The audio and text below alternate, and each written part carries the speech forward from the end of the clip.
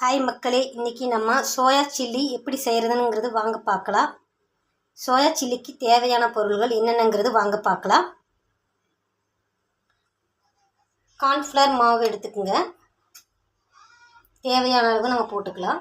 மிளகாத்தூள், இஞ்சி பூண்டு நம்ம தட்டி இடித்து எடுத்துக்கலாம். லெமன் எடுத்துக்கோங்க.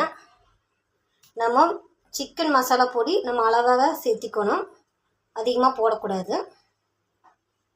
போட்டுக்கலாம், நமக்கு தேவைப்பட்டால் போட்டுக்கலாம், அது சில பேர்த்துக்கு ஒத்துக்காது. வெங்காயம் டெக்கரேஷனுக்கு, வெங்காயம் டெக்கரேஷனுக்கும் இல்லை, நம்ம சாப்பிட்றத செரிக்கிற தன்மை, ரொம்ப ரத்தத்தை சுத்தம் பண்ணுறது ரொம்ப நல்லது. வெங்காயம் எப்படி மிக்ஸ் பண்ணுறதுன்னு வாங்க பார்க்கலாம்.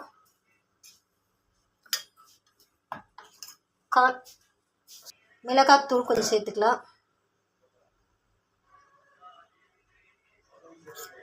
சிக்கன் மசாலா பொடி கொஞ்சம் சேர்த்துக்கலாம். இப்போ நம்ம இஞ்சி பூண்டு விழுது நம்ம அரைக்கலாம். இஞ்சி பூண்டு நம்ம இடித்து சேர்த்திக்கலாம். பேஸ்ட் இருந்தால் பேஸ்ட்டு போட்டுக்கோங்க, நான் இடித்து சேர்த்துக்கிறேன். எனக்கு அப்போவே ஃப்ரெஷ்ஷாக போட்டால் கொஞ்சம் நல்லாயிருக்கும்னு நினைக்கிறேன். இஞ்சி பூண்டு பேஸ்ட்டு இடித்தாச்சு, தேவையான அளவு போட்டுக்கலாம். உப்பு ஆட் பண்ணிக்கலாம். இது கூட நம்ம பெருங்காயம் பொடி கொஞ்சம் சேர்த்திக்கலாம்.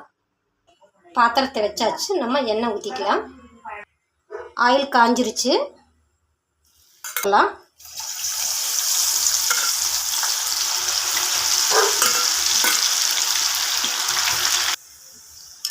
வெந்துருச்சு.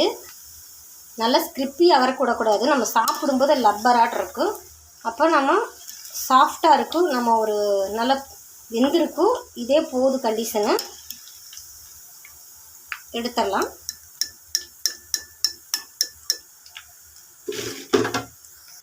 இப்போ நம்ம இது கூட வெங்காயம் ஆட் பண்ணிக்கலாம்.